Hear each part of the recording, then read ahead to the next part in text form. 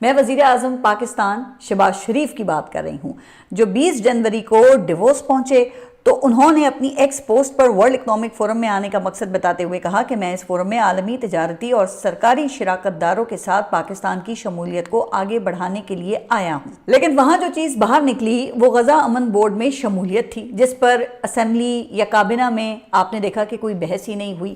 کہا جاتا ہے کہ ایک نادر شاہی حکم کے ذریعے وزیر اعظم کے ڈیووس جانے سے پہلے یہ اعلان کیا گیا۔ اچھا چلیں، آپ نے ایک کام کر لیا جو آپ کے خیال میں ناگزیر تھا آپ کے لیے، تو پھر ہونا تو یہ چاہیے تھا نا کہ آپ فوری وطن واپس آتے اور آ کر پوری قوم کو اس پر اعتماد میں لیتے۔ لیکن وزیر اعظم صاحب وہ سوئٹزرلینڈ سے سیدھے برطانیہ چلے گئے، حالانکہ برطانیہ والے تو خود ان حالات میں چین جا رہے ہیں اور ہم چین سے بھاگ رہے ہیں۔ اس کی بات بھی ذرا میں آگے کرتی ہوں ابھی، لیکن وہ کیا ہے کہ ریاستی معاملات چلانے کا دیکھیں کوئی طریقہ کار ہوتا ہے نا۔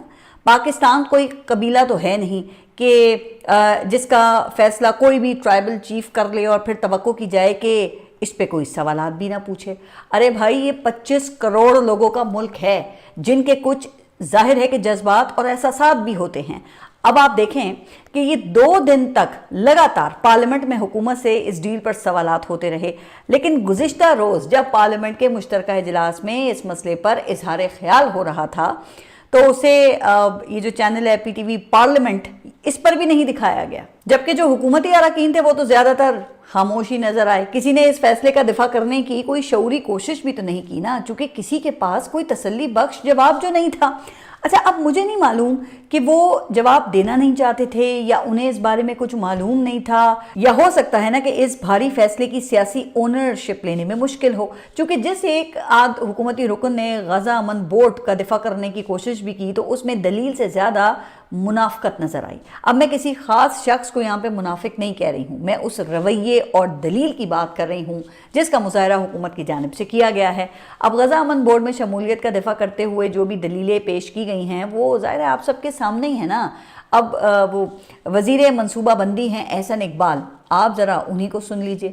ویسے تو وہ احسن اقبال سے زیادہ علامہ اقبال بننے کی کوششوں میں لگے رہتے ہیں، لیکن اس موقع پر موصوف کا کہنا یہ تھا کہ پاکستان کی سلامتی پر کسی سے درس لینے کے محتاج نہیں ہیں۔ مسلم لیگ نون کے ہوتے ہوئے پاکستان کی طرف کوئی میلی آنکھ سے نہیں دیکھ سکتا۔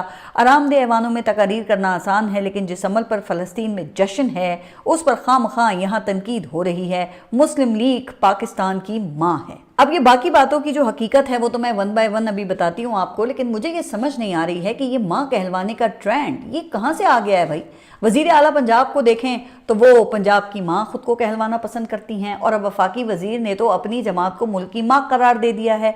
ہو سکتا ہے کہ ماں کہہ کر ماں کا حق کیش کرنے کی بھونڈی کوشش کی گئی ہو، لیکن اس سے ایک بات تو واضح ہوتی ہے کہ موجودہ حکمرانوں نے کم از کم باپ کے کاپی رائٹس کو محفوظ رکھا ہوا ہے۔